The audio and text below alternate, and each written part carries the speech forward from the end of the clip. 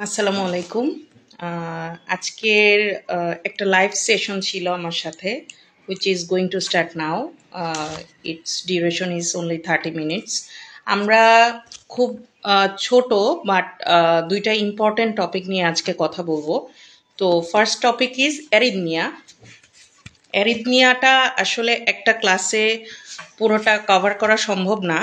আমি অ্যারিথমিয়ার শুধু SVT, VT এই দুইটা how to differentiate between SVT and VT এই দুইটা আমরা একটু দেখব।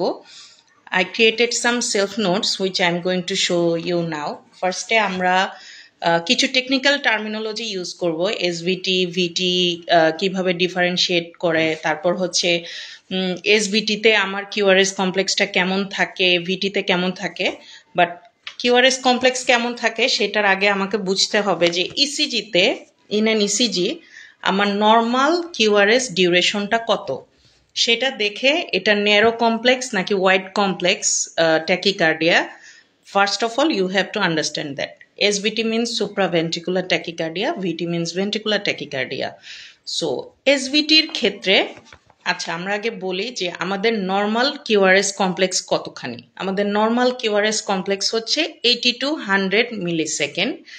দ্যাট ইজ একটা ইসিজি বক্সে, একটা ইসিজি স্ট্রিপে অ্যাকচুয়ালি সেখানে হচ্ছে one large square consist of 5 small boxes, that's it. So আমার একটা নর্মাল QRS এর ডিউরেশন হবে 2.5 small boxes, that means 80 to 100 millisecond. Highest আমরা নর্মাল ইন্ডিভিজুয়ালে হাইয়েস্ট রেকর্ডেড হচ্ছে 120 মিলিসেকেন্ডস, এর বেশি না। আপনারা শুধু এটুকু মনে রাখেন যে নর্মাল QRS ডিউরেশন হচ্ছে 2.5 স্মল বক্সেস। ওকে, আমরা এখন দেখব যে SVT ভার্সেস VT। এটা ভার্সেস বলার কারণ হচ্ছে যে আমাদের অনেক সময় দেখা যায় যে ডায়াগনস্টিক ডাউটস থাকে।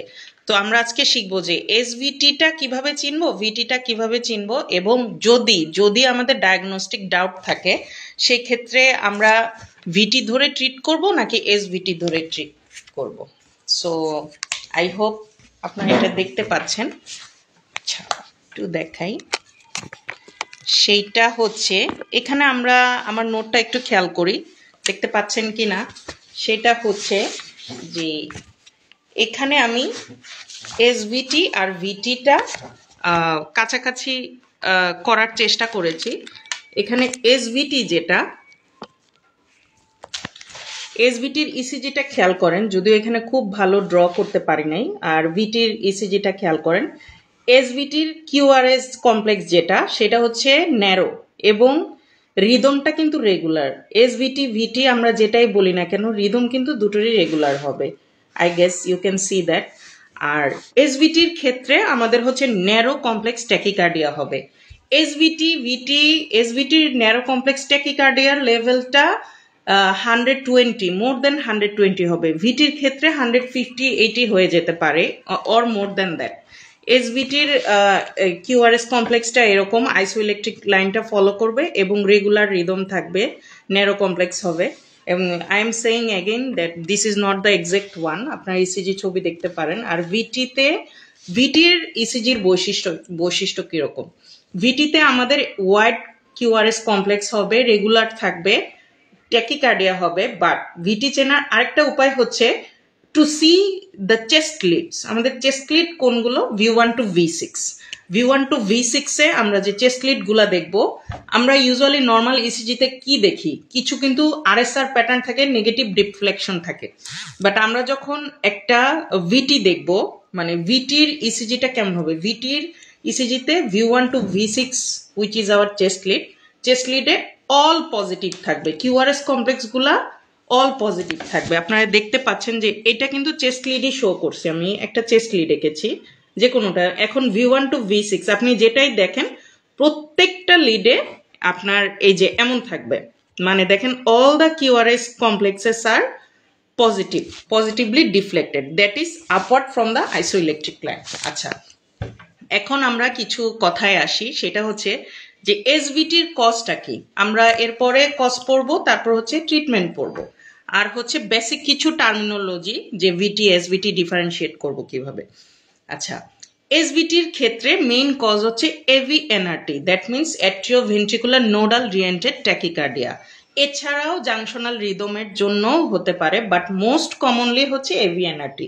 বাট আমরা যদি ভিটি দেখতে যাই, হ্যাঁ একটা পেশেন্ট আসছে আমার কাছে ট্যাকিকার্ডিয়া নিয়ে, এখন আমি ভিটি এসভিটি বুঝতে পারছি না, তখন আমরা হিস্ট্রি নিব। In most of the cases আমরা দেখতে পাবো যে ভিটির পেশেন্টের একটা প্রায়র এমআই এর হিস্ট্রি থাকে। আমরা কিন্তু জানি যে এমআই এর পরে most common cause of death হচ্ছে ventricular tachycardia or ventricular fibrillation. আমরা কিন্তু এটা দেখেও ডিফারেন্সিয়েট করতে পারি। এক, দুই নাম্বার হচ্ছে এখনো আমরা বুঝতে পারছি না যে either it is VT or SVT. ভিটির কিছু স্পেশাল ফিচার থাকে, যেমন আইএইচডির একটা হিস্ট্রি তো বললাম, লেফট এক্সিস ডেভিয়েশন থাকবে, এবং ভিটির যে কিউআরএস কমপ্লেক্সটা ওইটা সামটাইমস মোর দেন 160 মিলিসেকেন্ড হবে। এছাড়া আরেকটা খুব ইম্পর্টেন্ট জিনিস হচ্ছে fusion or capture bit, which is a bit difficult to understand in a single ECG strip. আপনার ফিউশন বিটটা কেমন, আপনার কাছে প্রত্যেকটা 3-4টা কিউআরএস কমপ্লেক্সের পরে মনে হবে যে 2টা কিউআরএস কমপ্লেক্স মার্জ করছে, এটা হচ্ছে আপনার ক্যাপচার অর ফিউশন বিট। এছাড়া যেটা থাকে, এছাড়া অনেক সময় হচ্ছে আমরা যদি ডাউট ফিল করি, তাহলে আমরা এটাকে সবচেয়ে সেফেস্ট লাইন হচ্ছে আমরা এটাকে ভিটি হিসেবে ট্রিট করব, এবং চয়েস অফ থেরাপি এই ক্ষেত্রে হবে হচ্ছে অ্যাডেনোসাইন। ওকে, তো আমরা যদি অ্যাডেনোসাইন দেই সেক্ষেত্রে কি হবে, এখানে আনমাস্কিং হবে। অ্যাডেনোসাইন দেওয়ার পর আমি বুঝতে পারবো যে এটা এসভিটি অর ভিটি, সেক্ষেত্রে আমাদের কিন্তু ট্রিটমেন্ট করা খুবই সহজ। এছাড়া আমরা এখন আসি যে এসভিটিতে আমরা ট্রিটমেন্ট কি দিব, তাই তো ট্রিটমেন্টের ক্ষেত্রে যেটা হয়, আমাদের কিছু ফার্স্ট লাইন ট্রিটমেন্ট আছে, second line, third line, fourth line treatment. আর আরেকটা ইস্যু হচ্ছে আমার ট্রিটমেন্ট করার আগে সবার আগে আমি আসলে কি চিন্তা করব, whether the patient is haemodynamically stable or unstable.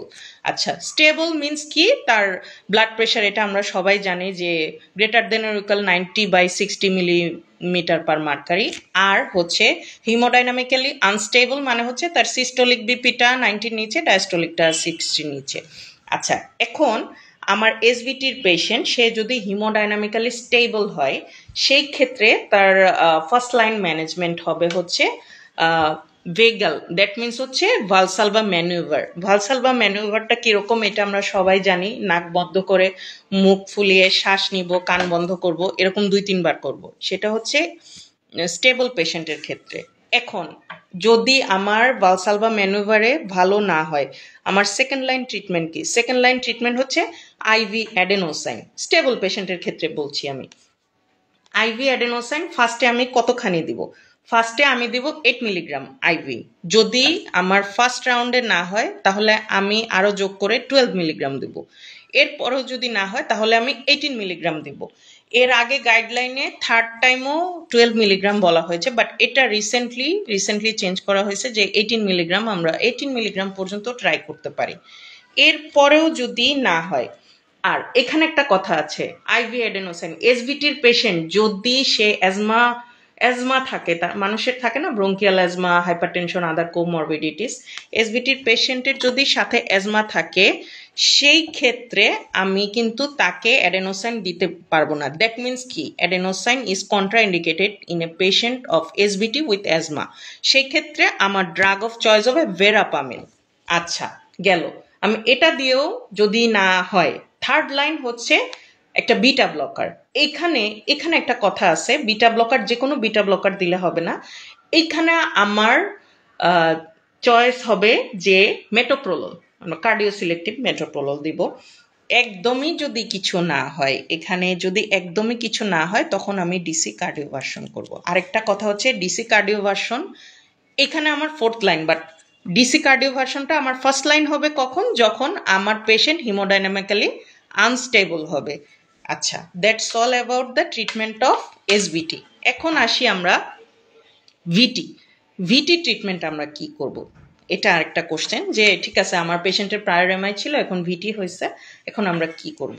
এখানে একটা কথা আছে, ভিটির পালস আছে কি নেই, পালসলেস ভিটি নাকি লো ভলিউম পালস ভিটি। আচ্ছা, এখন আমরা একটা জিনিস খেয়াল করব, এত জটিলতায় না যে আমরা খেয়াল করব যে পেশেন্ট স্টেবল আর আনস্টেবল, দ্যাট মিনস পালসলেস ভিটি।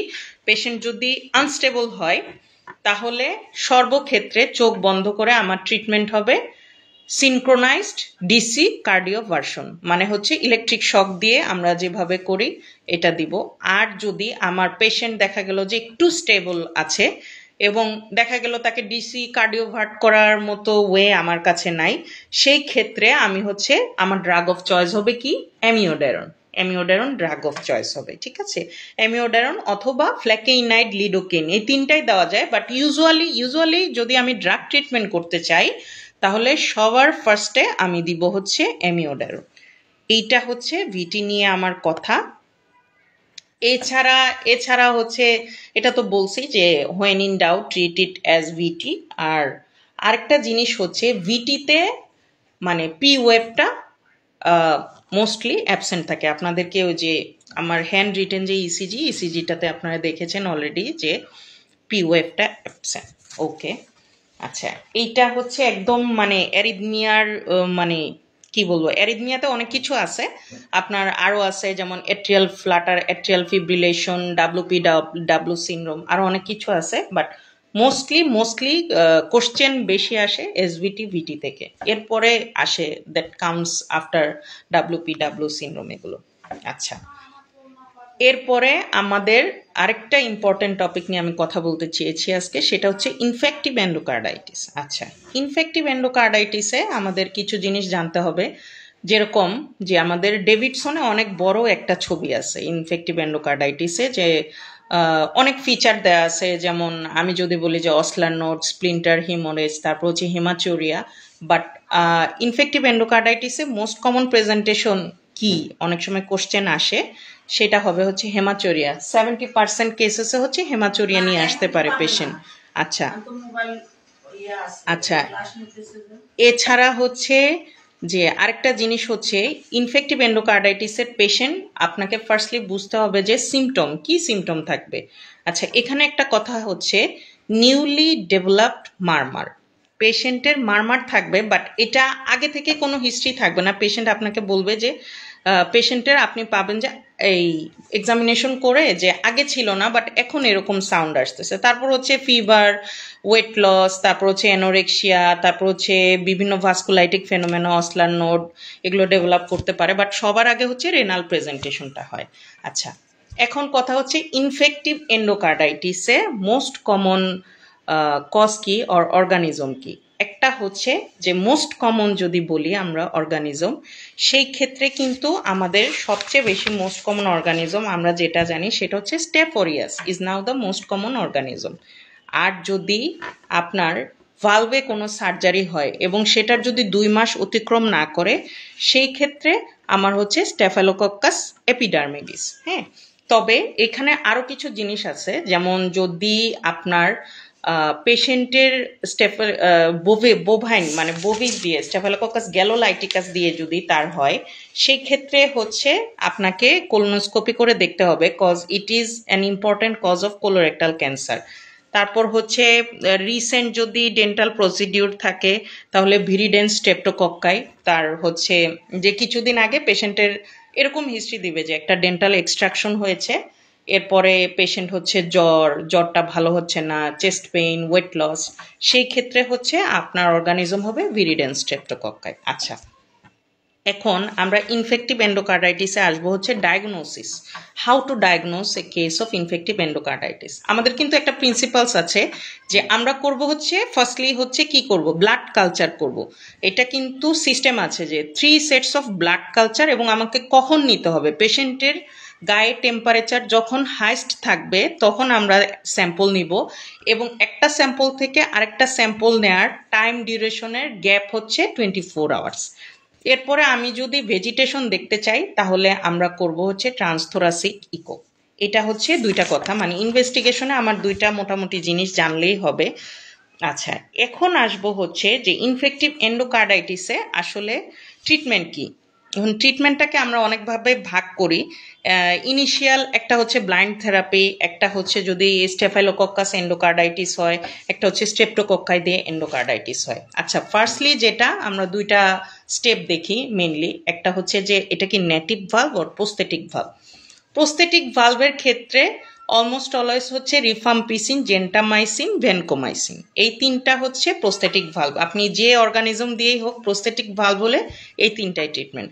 আর বাকিগুলোর ক্ষেত্রে একটু ঝামেলা আছে, তবে আমি একটু ইজি করে দেই। সেটা হচ্ছে যে অ্যামোক্সাসিলিন প্লাস হচ্ছে জেন্টামাইসিন। যদি পেনিসিলিন অ্যালার্জি থাকে অথবা এমআরএসএ থাকে তার, অথবা সিভিয়ার সেপসিস থাকে, সেই ক্ষেত্রে হচ্ছে ভ্যানকোমাইসিন এবং জেন্টামাইসিন, নট অ্যামোক্সাসিলিন। এইটা হচ্ছে যে ট্রিটমেন্টটা একটু ইলাবোরেটেড, বাট এটা আমাদের জানতে হবে। আচ্ছা, এখন আসি যে আমি পেশেন্টকে ট্রিটমেন্ট দিলাম ইনফেক্টিভ এন্ডোকার্ডাইটিস, আমার ট্রিটমেন্ট করা হলো, সব হলো। আমি তার হচ্ছে প্রোগ্রেস কিভাবে দেখব? প্রোগ্রেস করা মানে ইনফেক্টিভ এন্ডোকার্ডাইটিসের প্রোগ্রেস আমরা ইউজুয়ালি দেখি হচ্ছে সিআরপি দিয়ে। We will do the CRP two monitor the treatment. হ্যাঁ, ট্রিটমেন্ট কতখানি এফেক্টিভ হয়েছে এটার জন্য। এখন আমরা পেশেন্টকে অ্যান্টিবায়োটিক থেরাপি দিলাম, ব্লাইন্ড থেরাপি হোক, প্রোস্থেটিক থেরাপি হোক, সব দিলাম, বাট পেশেন্ট হচ্ছে ভালো হচ্ছে না। সেক্ষেত্রে আমাদের কি করতে হবে? আর আমরা যে ট্রিটমেন্টটা দিলাম, ট্রিটমেন্টের ডিউরেশন কতখানি হবে? ট্রিটমেন্টের ডিউরেশন কিন্তু হবে 6 উইকস। আইভি থেরাপি ওর ওরাল, এটা হচ্ছে 6 উইকস থেরাপি হবে। ঠিক আছে, 6 উইকস পরে আমি তাকে ফলো আপ করবো, সিআরপি করব, অন্যান্য ইনভেস্টিগেশন করব। এখন দেখা গেল আমি ভেজিটেশনের সাইজ দেখতে চাচ্ছি অর প্রোগ্রেস দেখতে চাচ্ছি, সেক্ষেত্রে ট্রান্সইসোফেজিয়াল ইকো করা যায়। কিন্তু এত কিছুর পরেও পেশেন্ট ভালো হচ্ছে না, সেক্ষেত্রে আমরা কি করব? কোনো হচ্ছে সেকেন্ডারি কজ খুঁজবো, অথবা এটাকে বলা হয় ইন্ডিকেশন অফ সার্জারি, যে এখনো পেশেন্ট ভালো হচ্ছে না, তাহলে সেই ক্ষেত্রে আমাদের কি করতে হবে? সার্জারি।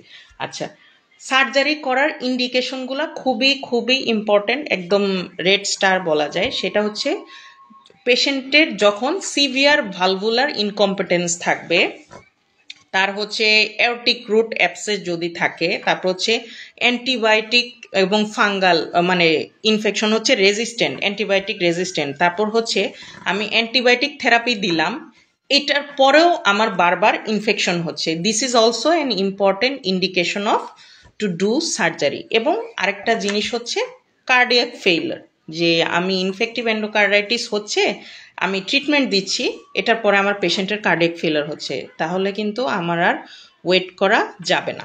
এই 5-6টা জিনিস হচ্ছে আমার ইনফেক্টিভ এন্ডোকার্ডাইটিসের indication of surgery, which is most important. আমরা আরেকটা জিনিস জানবো, সেটা হচ্ছে যে what is the poor prognosis, মানে যে কোন অর্গানিজম দিয়ে হলে বেশি খারাপ, কোনটার হচ্ছে আমার মর্টালিটি রেট বেশি, সেটা আমাদেরকে জানতে হবে। আচ্ছা, পুর প্রগনোস্টিক ফ্যাক্টর কোনটা?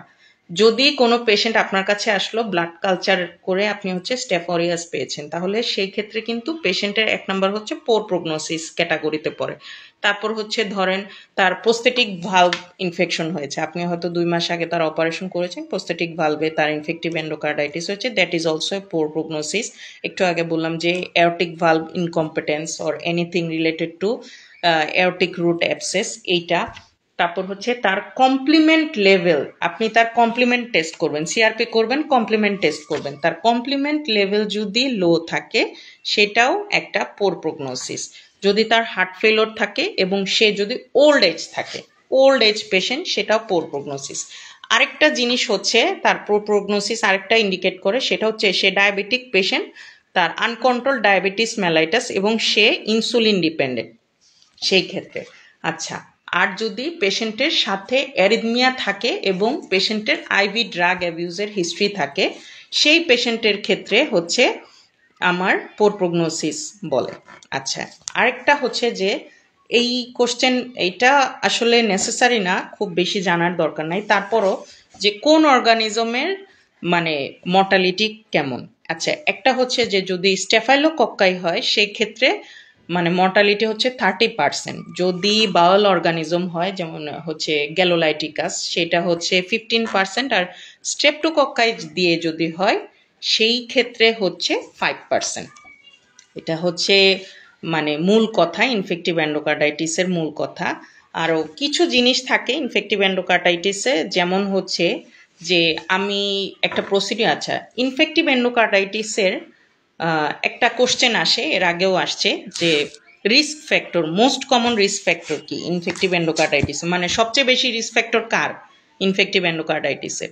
খুব ভেরি সিম্পল, যার এর আগে একবার ইনফেক্টিভ এন্ডোকার্ডাইটিস হয়েছে তার রিস্ক ফ্যাক্টরই সবচেয়ে বেশি, যে previous attack of infective endocarditis itself is the highest risk factor of infective endocarditis. আচ্ছা, কিছু যে আরেকটা জিনিস হচ্ছে যে আমরা কখন প্রোফাইল্যাক্সিস নিব ইনফেক্টিভ এন্ডোকার্ডাইটিসের ক্ষেত্রে আর কখন নিব না। এখন যেটা বলে যে ইনফেক্টিভ এন্ডোকার্ডাইটিসে আগে আমরা ডেন্টাল প্রসিডিউর করার আগে মানে প্রোফাইল্যাক্সিস নিতাম, বাট এখন বলে যে ইনফেক্টিভ এন্ডোকার্ডাইটিসের ক্ষেত্রে dental procedure, upper and lower GI হচ্ছে ইনফেকশন, তারপর জেনিটো ইউরিনারি ইনফেকশন, তারপর সিজারিয়ান সেকশন, এগুলোর আগে আমাদের ইনফেক্টিভ এন্ডোকার্ডাইটিসের কোনোই প্রোফাইল্যাক্সিসের প্রয়োজন নাই।